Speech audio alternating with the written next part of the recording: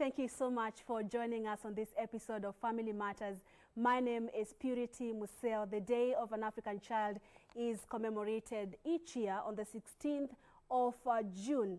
And that is since 1991. And this year's theme is a child-friendly justice system in Africa. So tonight on the show, we have three ladies. I know men have been complaining that only the rights of girls are being protected, but yeah, coincidentally, I'm having ladies, and I'll be telling you why it's ladies. So let me introduce my guest. At the far end is Jen Anyango. Is it Anyango? Anyango. Jen Anyango, who is the founding director at Polycom. And then next to Jen is the lovely Anne Siso, who is a standard 8 pupil. Yes. Yes, and then next to me is the beautiful Stacy Akiambo. I don't know whether you can remember Stacy during the ICPD conference. She is the lady who spoke, and actually there was a standing ovation after she highlighted some of the issues that girls, especially girls living in slums, are facing. And maybe if we could get that clip to just remind our viewers who we are speaking with. Stacy, can we have a look at your clip? Have you watched it? Yes. You have? Yes. What do you think about it? It was natural. Mm-hmm. It was from my heart. Yes. Okay, let's have a look. Let's have a look at it. Let's listen to Stacy. My highlight of this summit is the commitment of my president that other girls and I who are worried about their education can access it without no worries, and that we are protected from harmful practices like FGM and child marriage. As a matter of fact, I will be 39 years old when the next ICPD plus 50 will be held, and I will work hard to accelerate the promise. I would also like to urge the stakeholders in this room to invest in sports and safe spaces for girls like me from challenging background to be in. And I would also like to thank UNFPA for empowering girls and to continue with the good work. Thank you very much for taking your time to be here and to leave all your work just to hear our voices. Thank you very much and welcome back to Kenya. Really, you are so passionate. Let me start with you. You are so passionate about access to education and protection of girls from harmful practices such as FGM and early marriages. Why did you sound so passionate? Are they things that you're witnessing girls go through? Yes. Like day to day, there are things that are happening to girls. They have challenges. Sometimes there is no one to help them, but organizations are trying to come up to be able to help these girls, like empowering them and giving them support and helping them with their cases so that they can be able to stand out and speak for themselves.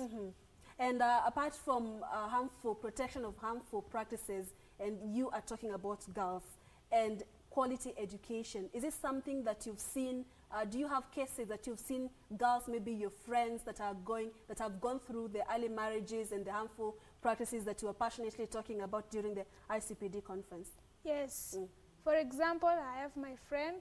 She was in standard 6, and because of lack of school fees, sometimes she lacked her sanitary towels during a monthly period. So she was forced to go to her early marriages so that they could find food at home. Sometimes she was sent back from school because of lack of school fees. So getting to early marriage made her sometimes, now they could have food at home, and she could not go back to school yet because there wasn't enough money. So those are the people that you are fighting for. Yes. And before I continue the conversation, you came putting on your uniform. Schools are closed. Do you miss school, or what's the gesture?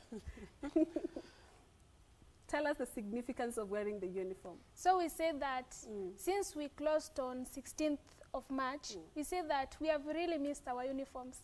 So let us just put it on to remember the good memories that we had while we were still in school. Oh, is it the same case for you, Anne? Yes. That's why you miss school, you are a candidate. What does the closure of schools as a candidate mean to you? Are you in dilemma that you might not do exams this year? Or what is going through your mind? No, I know that I'm going to do my exams this year, September.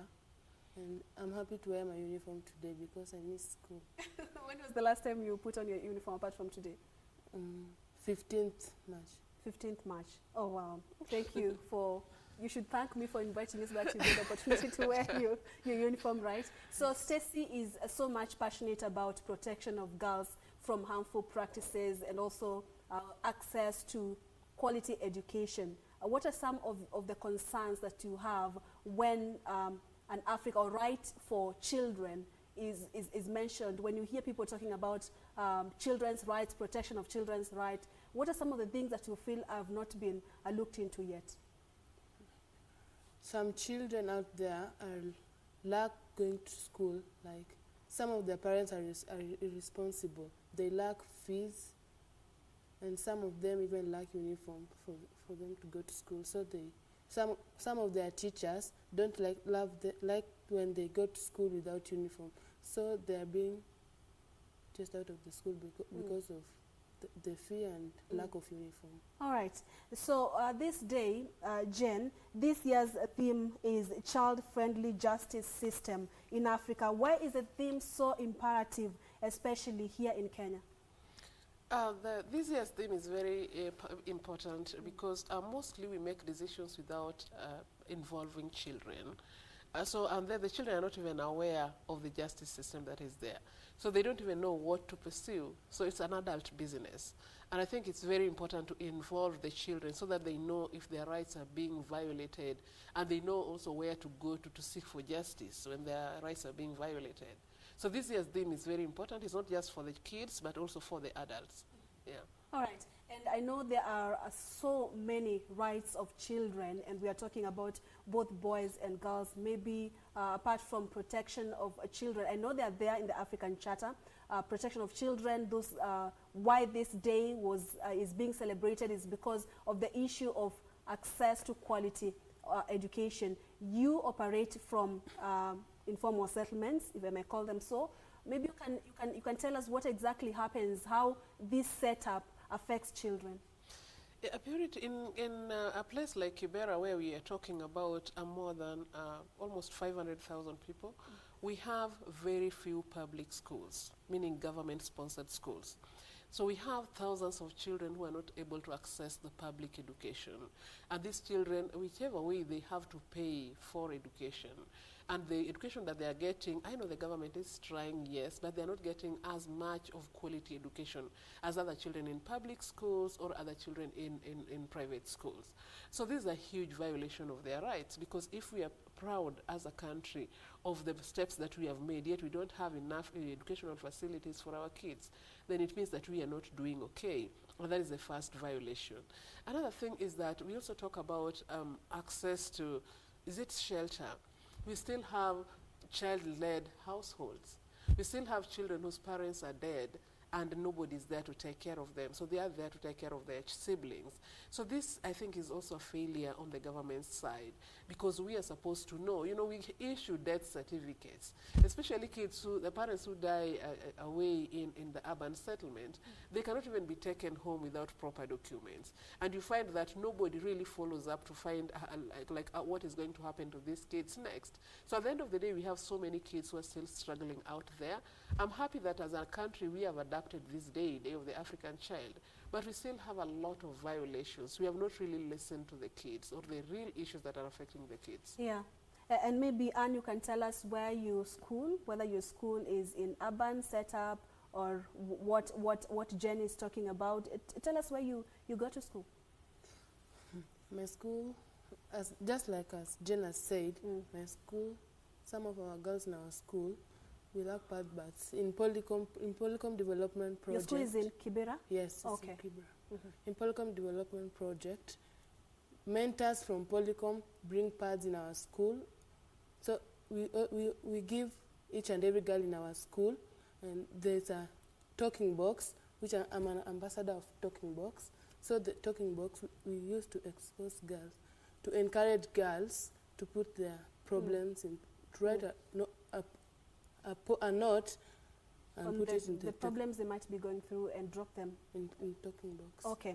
So Stacey, you also, where do you school? Is it in an informal setup as well? No. Right now I'm in high school at Nembu Girls. It is past Dagoretti. But primary school you went to a school at Kibera. At Kibera. Yes. So you understand what exactly happens. When you compare schools in informal settlements and the others, like Jen is saying, in better setup or urban setup, what would you say are challenges that not just girls, but every person who is going to school, what's the difference? Would you, can you tell us the difference? Is there a difference in terms of access to quality education, resources? Let's talk about that. So in these formal settlements, you find a girl cannot concentrate in class because she feels she's not comfortable enough. Let's say she's in her monthly period, she cannot concentrate in class. She just feels that something is going on. I need to get out of class. So she's left behind in the syllabus, and this has affected girls academically. All right, and it's been, Jen, it's been 44 years since the children in South Africa took to the streets complaining that we cannot access quality education. Why is it taking so long? Okay, let's try to wait, yeah? 44 years back and now, what has changed? Do we see improvement, especially in the education system for our children? We have improvement, yes. Like this year we are celebrating. We talked of, is it 100% transition to high school? Yes. And then we also have kids who are tracked, the kids who are not going to school. So the administration on the ground are able to track and ensure that they are in school. But now taking care of them in school, do they come from an environment that allows them to really stay in class well? Or is it really free? Is our education really free?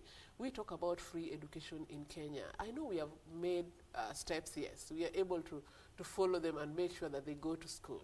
But do we retain them in school? Or do they really get a quality education? So these are some things that we really have to ask ourselves. Do they get enough? Right now we're also talking about, we've been having the free lunch that we know that inspired many kids to go to school, which is right now, I think from the conversations I've had, is that it's going to be scrapped off. We have talked about being able to feed our children, but we still have children who go to bed with in an empty stomach. We have so many families who cannot afford to put food on their tables. So, you know, where are we as a country? You know, at times we forget that we have poor people in the communities. We forget that we have, in these poor families, there are children. And so at the end of the day, it's a big challenge. We have made steps, yes, but we are not yet there. We're still very much behind. All right, and before we talk about the coronavirus, we have the issue of humanitarian disasters. We're talking about floods, drought, even fires, conflicts. How do they affect children? I was caught up, the lockdown found me in the village. And I'm from an area, my home area is a place that can be flooded. So I saw homes going down. And in these homes, there are families, you know, there are kids. I remember the flash flood in Kisumu, where people just woke up and, you know, they had water up their waist. Everything was destroyed. So these kids, you know, as when people are going when we are having response, then we only think of the basic things. We only think of the mattresses, we think of the mosquito net, the blankets, the dry food, and nobody thinks of the children. Even when people are talking about the psychosocial support, then nobody thinks of the children. You can imagine they also have their things they love. They have their books, they have their notes, they have, you know, they have all those nice things that kids just want to keep. So they lose them all. But people don't talk about them. In conflict situations, you know, when people start running away, all that a parent can think of is, let me save my kid's life. But what about their other lives? What about their psychosocial support? So our kids are really, I think they go through so much. And as a result, I think we're seeing young adults who are really bitter because we don't really get to the root of the challenges that they are facing in their day-to-day lives. All right. And you said that you're putting on your uniform because you miss school. Yes. You know, what have you been up to during this time since the schools were closed in March, and now you seem bored staying at home and you want to go back to school? I understand because you are a candidate, but basically, what are some of the struggles that you have to go through as a child who is living in an informal settlement and you're now not in school, you're not keeping yourself busy? Let's talk about the challenges. The challenges that I'm facing, like, I need to go back to school to study well with my teachers. Without my teachers, I can't study well. when I'm kept in the house to study alone, there's nothing that I'm reading, of course I can say. I need to, with my teachers, they're always strict. They always keep everyone in mind in class. So that's all. All right, how about you, Stacy? See now, during this pandemic, we are at home, you can't read very well. In the neighborhood, there are people who want to enjoy themselves. They are listening to loud music. You can't read well. Well, there in the house is too congested. All of your siblings are there. Your families don't have jobs. They're in the house. Now you're in the same house. Now your younger sibling want to play. Now you can't read. You don't have a peace environment to read so that you can understand. And the other thing is that the power system. You know that in the formal settlements, there is a problem with the power. Sometimes it's not there, and when you want to read, it's not there, because at night we believe that people are sleeping, so it's quiet. But when you want to read, the electricity is not there, so you wait until morning, and the morning again the house is congested. There is no place to read. That's your frustration. You really sound frustrated by that. All right, sorry about that. So most of the people, especially our viewers, they are talking about girl child is more protected than the boy child, following you people at Moike Says. And it's not just Jonas Kibe who is talking about this. So many people feel that girl child is more protected than the boy child. Is that true? Is that the case? And if yes, is it justifiable? Yeah, for a long time the girls had remained behind. Yeah. So they faced so many challenges, and I think a lot of concentration have been on the girls, yes, but we have so many organizations that are working with the boys as well. We understand that it cannot be a good society, it cannot be a complete society without bringing boys along, but we still cannot say that they are at the same level. You know, if we look at where we are coming from, then we would give a lot of priorities to boys when it came to education, and you know, just so many things. You know, like most of household work would be for the girl child, and the boy would be allowed to be the man. So for a long time it has been like that, and I think we are working on that. So it's not just that we are pushing for the girls to be ahead of boys and then to neglect the boys. We are trying as much as possible for us to have that equal environment where everyone is enjoying. Because still, if we bring boys, if we are so high on the boys and we leave the girls back, it means that they still drag behind. So we understand, yes, and like us in most of our conversations, we bring boys along at some point because we want that equal society for everyone. Yeah. Stacey, allow me to engage you. When you hear the Day of an African Child, we are celebrating. What comes to your mind? What do you think are some of the privileges that children should be enjoying? So when we bring the Day of the African Child, we know that it's both the girl child and the boy child. So we bring that now the education, those are the privileges that they should have. They should have their rights to go to school, and the other thing, they should have right to like participate in different things like sports and so many things that they may engage themselves in, so that they can feel okay. So they may not be dragged behind, all of them. So we go with the ratio. Let's say, for example, 1:1. The boys have the 1 and the girls have the ratio 1:2. So we are all going in front so that we can celebrate this African child. All right. How about you? And do you feel that are we justified in celebrating this day, or do you feel that some of the privileges that children are denied up to today? Some of children in our country are denied from right to education, and right to education is very important to a child because it is the key to success.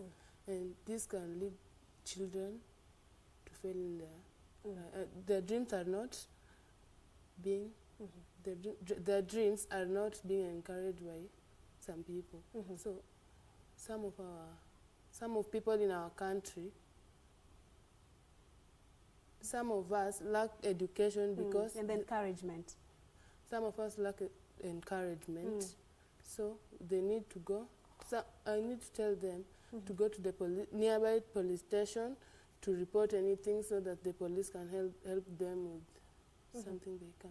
All right. And on the child-friendly justice system in Kenya, have we achieved that? No, we are not yet there. Yeah. We are not yet there, just everywhere. You know, like when a child gets to a police station, and then, you know, even to report something, she's never taken seriously. Even, you know, when a kid is being violated, especially by someone very close to them, then people don't take action. I remember a case where someone came to report to me that, you know what, there's a kid who is being sexually molested by a relative, and they feel that, you know, they can't just talk about it. So they, you know, when I went and now started looking at this girl from far, then this kid was really sad and miserable. And I was like, you know, why does it take so long? So that is why I'm saying that, you know, we all need to take it up when it comes to justice for children, from the family, the neighbors, the administration, the teachers, and up to the police station. And even in our courts, you go to courts, then you find that our children are in the same courts with adults. You know, it's not as private as, you know, it's not that environment where a kid is hard, you know, where a kid feels that, you know, this is a right space for me to express myself the way I should. So we haven't achieved it yet. We still have a long way to go. I know we have done very many things right, but we still have a long way to go, especially on ownership. We still have a long way to go. And because the Day of the African Child most of the time is raising awareness of the continuing need for improvement of education provided to the African child, there is a lot of concern when it comes to those in private schools, those in public schools. And we have one of our viewers, Olwande, agree with saying that we still have overcrowded students in overcrowded in one class in public schools as compared to the ones in private ones. It's unfair. Their rights to good education are still being denied, and also all the attention has been diverted to girl child, forgetting the boy child. I know you've addressed that issue, but equal rights, is it possible to have equal rights to access to education, whether in private schools or even in public schools? If proper mapping is done, it is possible. If we are able to map and know the number of kids we have in every region, if we can say, like, these are the number of kids we have in Kibera, and these are the schools we have, and these are the numbers that are expected in classes, then we can achieve it. But if we still leave it like, you know what, don't stop any kid who has come, let kids come to school, and it's a public school, then you find you have more than 100 kids in one class. So the teacher ends up going ahead with the kids who are able to listen to him or her, because the numbers are too much for them. So the private schools are, I think they are better, and you know, it depends on the pocket. Like how many of us in this country are equipped enough to take our kids to private schools. All right. Yeah, so Stacey, it's very tough. Right now, the country is, not the country, the world is grappling with the coronavirus pandemic. There has been a lot of awareness, especially in the preventing guidelines and protection from getting the coronavirus. As children, do you feel that the awareness, you know, has been reached out to you, especially in the language that you understand, in terms of messaging? Let's talk about protecting children from coronavirus. Do you have enough information about coronavirus? So, as we know that people from the slums cannot be able to access this modern technology. Sometimes these modern technologies are expensive. So sometimes you find children, like, for example, my age group, are not able to get to know coronavirus well. But you see these basic things like you should wear a mask, social distancing, sanitizing your hand. These things are basics, and the children are able to see from what the passers-by are doing, and they follow them. So you get that deep down in this pandemic, people from the formal settlements are not able to know more about it. They only know that we should do this to protect ourselves, but they don't know more. They don't go under that, within, deeper. yes, deeper. All right. How about you, Anne? What are some of the challenges that you are facing as someone staying in informal settlements, a child who is trying to understand what this coronavirus is all about? As for me, the way I understand coronavirus, from my age mates, some of them have phones, and some of us, we don't have, like our parents are strict. So some of them do Google the meaning and like us, we do learn from Your friends. my friends. So we learn from them. So you do not, in other words, have much access to this information. I have much, but like with this coronavirus, we have many rules, like we should wear a mask. Without masks, you get someone has been arrested without mask, even a child. So when you arrest a child, how do you expect a child to learn and in prison? Because there is no book for them to learn there during this period. Okay, for you it's learning. Oh, wow. Okay, that's so nice of you. So Jen, do you feel that children are being protected from coronavirus in terms of being equipped with the right information, being spoken with, especially these ones, they came with their uniform on because they really miss going back to school. They don't know why they are not going back to school really. They just want to go and learn. Yeah, maybe you can talk about protecting children. The first question is like, who is protecting them? Because from what I know, especially life in the informal settlements, is that mostly they take care of themselves. Parents are busy, you know, they just have to eat. So many parents are out there trying to struggle to get food on the table that they don't really have time to share much with their children. So they're supposed to be learning from others. And, you know, when do they learn from others? They're supposed to be having social distancing. They're supposed to be staying at home.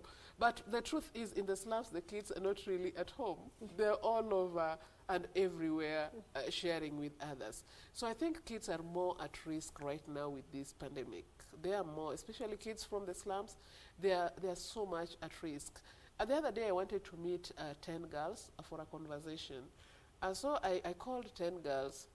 And when we got to the office, we had almost 50 girls well relaxed, waiting. And then we were like, now what do we do with these girls? So we decided to get them to write to us, you know, why did you come? And most of them were like, you know, we are tired of being in the house. We are tired of conflicts with our parents. Just like Stacy said, the houses are so small. Everything is shared. So the kids they don't even have a space to play. They are fighting with they are ever in conflict. So our kids are not really protected. I wish we even had some open space where we would organize that social distancing, and then they're able to go and rest there. They are better placed there. We've also heard of kids who are right now being sexually molested. You know, people were taking advantage of them. Just this evening, we were having a case of this 15-year-old girl who went to trick a lady just because she felt she had a lot of interest in the young boy in the house. So it is a serious challenge. You know, the CS mentioned the other day that we're going to have more pregnancies when we open schools. In fact, he talked of only 3, but I think we should be worried. We should really, really be worried. Looking at the trends that we're seeing in the community, our kids are not protected and they're not safe.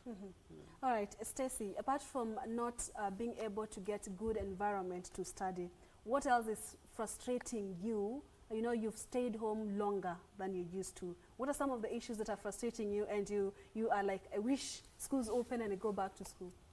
Yes, like I said earlier, the house is too small. And the other thing is that your parents don't have jobs now. They are in the house.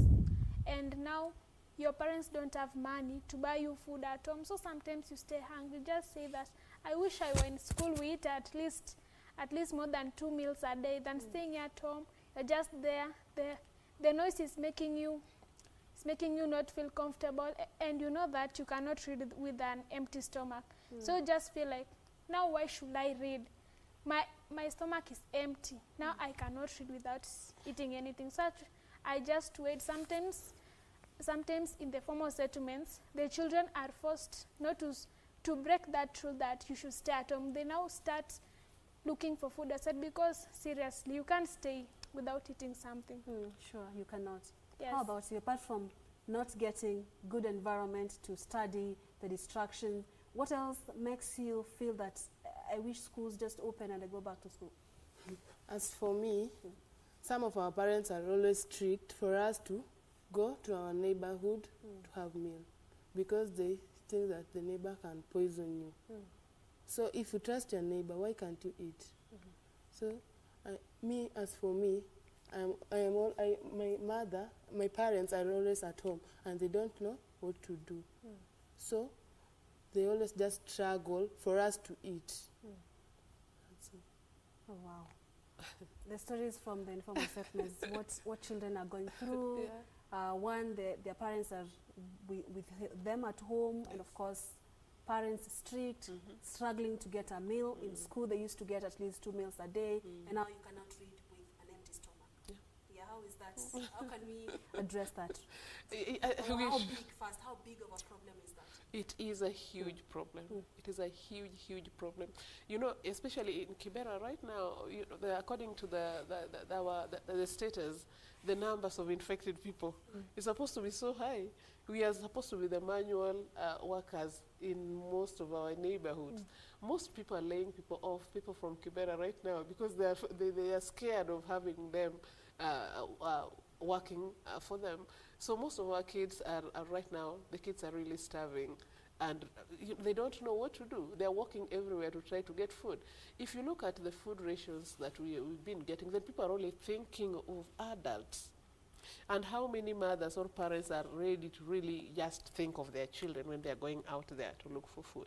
And when the food they're being given, do they really consider the number of kids per household? So kids are going through hell right now. And you know, in Kibera right now, we also have a water problem. So some are forced to go and fetch water, to go and look for water. So it's a serious problem. We don't have enough electricity. We don't have water, yet we're supposed to be observing very high hygiene standards. Many people are out of their jobs. So it is just a serious mess. And kids are out of school. Parents were talking to me the other day, and they were like, you can't even budget, you can't plan. When you leave food in the house, they eat all the food. And then you don't know what to do with them, and they're your kids. So it's a tough life. And time is not on our side, but Julius Wafula is saying parents should be the reason why kids be who they are. Maybe you can shortly address the role of parents in addressing the rights of children and protecting them. Every parent wants the best for their kids. In the informal settlement, you don't bring up your child your style. You try your best in the house, they step out of the door, they are in another environment. So it is everybody's role. Parents can do just as much, but we should all be responsible. Parents, every parent wants the best for their children, but does the environment allow? So to me, I won't blame the parents at all. They are trying their best. I know we have ignorant parents everywhere, not just in the informal settlements. But let's also accept that a child's welfare is supposed to be the responsibility of everyone, of a community, and not just the parents. All right. Thank you so much for your time. I'll give you a minute and Stacey a minute. A parting shot. Maybe you can tell us some of the things that you feel as Anne should be addressed for children to enjoy their rights in the country. In the country? Yes. Or even children in informal settlements. What do you think should be addressed or looked into, even as we look at celebrating the Day of an African Child? Or do I start with Stacey? Okay, Stacey. So I think that the government should not just concentrate on this pandemic a lot. They should also think that we as children, we are the leaders of tomorrow. So I think that they should also give more time to our matters so that they can help us, because it is not easy. So I think that the government should not just concentrate on this pandemic. Also concentrate on children? Yes. Yes. How about you? Your wish. My wish is the government should not only sponsor the government schools, also the public schools, also the private schools need to be sponsored, because some of the schools, some of us in our country, some of these people don't have money for their children to pay school fees. The government also needs to sponsor the private schools. Do you need 30 seconds for parting shots? And what I want to say is that I want to support what Anna said, that we should look at the welfare of all children as far as education is concerned. We should support all the schools, and we should make sure that we have